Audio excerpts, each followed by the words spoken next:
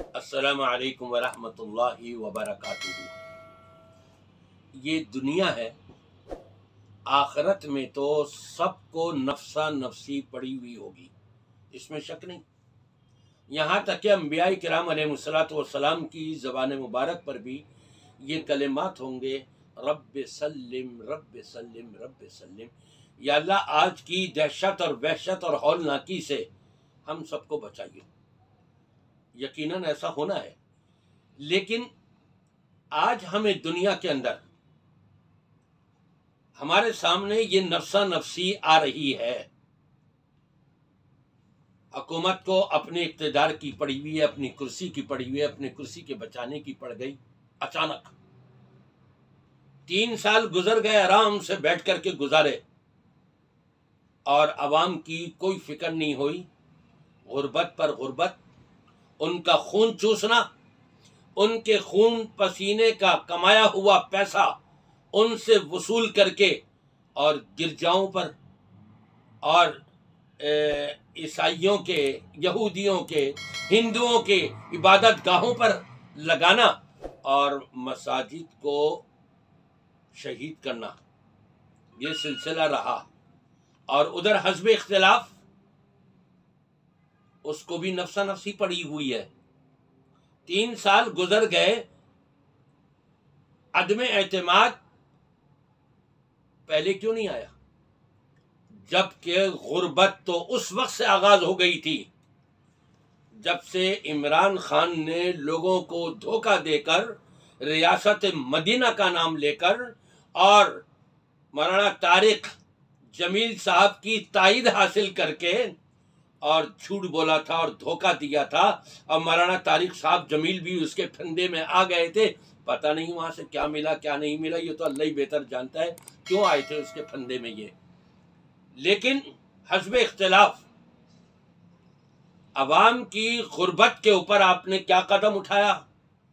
میں مولانا فضل الرحمان صاحب سے بھی پوچھوں گا، میں اور این لیگ سے بھی پوچھوں گا، میں پیپلز پارٹی سے بھی پوچھوں گا، میں ساری سیاسی جماعتوں سے پوچھوں گا۔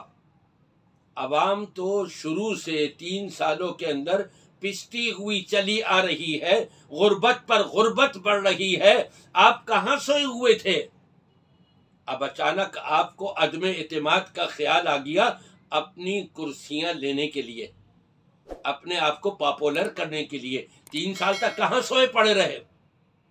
اور یہ عمران خان جس کو سب سے زیادہ اپنی کرسی کی فکر ہو گئی، کیونکہ جو جیب بھری جا رہی ہیں، چاہے وہ حکومت ہو، وزیر وزراء ہو، عمران خان ہو، یا چاہے اسمبلیوں میں بیٹھنے والے عوام ہوں اور مولوی ہوں، اپنی جیبیں بھرنے میں لگے رہے۔ 3 سال تک عوام کو غربت میں دھکیلا جاتا رہا، کسی نے اتفاقی طور پر عدم اعتماد کی آواز بلند نہیں کری، اور عوام پس پس کر کے اس کا ستیہ ناش ہو گیا۔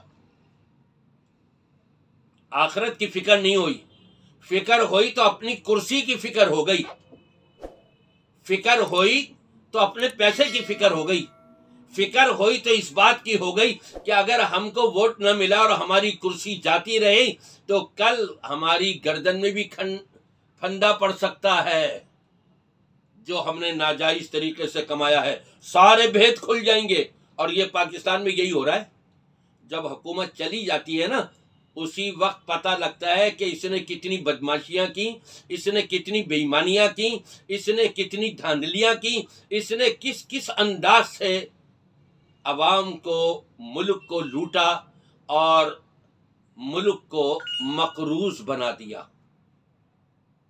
یہ سارا کچھ ہم دیکھتے چلے آ رہے ہیں اپنی 70-72 سالہ زندگی کے اندر۔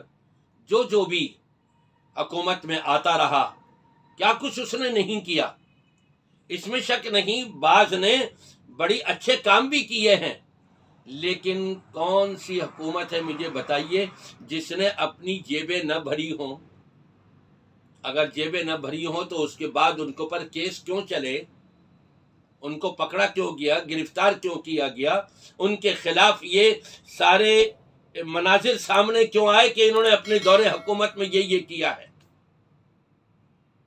عمران خان کو سب سے زیادہ فکر ہو گئی، اور عمران خان تو مشرف کی طرح سے ماہر ہے کس چیز میں؟ یو ٹرن لینے کے لیے۔ یو ٹرن آپ سمجھتے ہیں کیا ہے؟ جھوٹ، اپنا مطلب حل کرنے کے لیے جھوٹ بول دو، لوگوں کو ٹھنڈا کر دو، اور اپنا پھر جو مرضی آئے کر لو۔ جیسے مشرف جو ہے برملا یو ٹرن لیا کرتا تھا، وہی ہمارا عمران خان بھی یو ٹرن لے رہے ہیں جناب والا۔ اللہ کو کیا منہ دکھائیں گے؟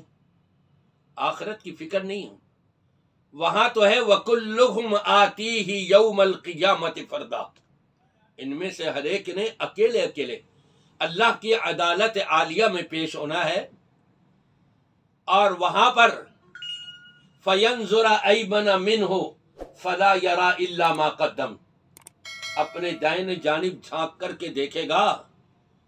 عمران صاحب اگر آپ کو وہاں دیکھنا پڑ گیا، میرے ساتھی، میرے وزیر وزراء، میں نے جن کو کھلایا پلایا تھا اپنے دور کے اندر، جن کی جیبیں بھری تھی، کہاں ہیں؟ کوئی نظر نہیں آئے گا۔ فلا یرا الا ما قدم، ہر شخص نے اکیلے اللہ کی عدالت میں آنا ہے، اس کو وہی کچھ نظر آئے گا دائیں جانب دیکھنے پر، اگر اس نے کچھ نیکیاں کی ہوں گی تو۔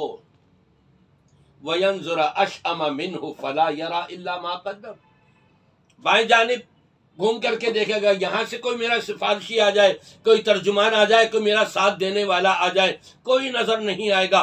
وہاں اگر نظر آئے گا تو صرف اپنی برائیاں نظر آ جائیں گی، کس کس کو دھوکہ دیا، کس کس کا مال ہڑپ کیا، کس کس پر ظلم و زیادتی کری، کتنی بے حیائی پھیلائی تم نے اپنے دور حکومت کے اندر، اور تم نے کتنی عیاشیاں کی، خود بھی اور عوام کو بھی عیاش بنایا۔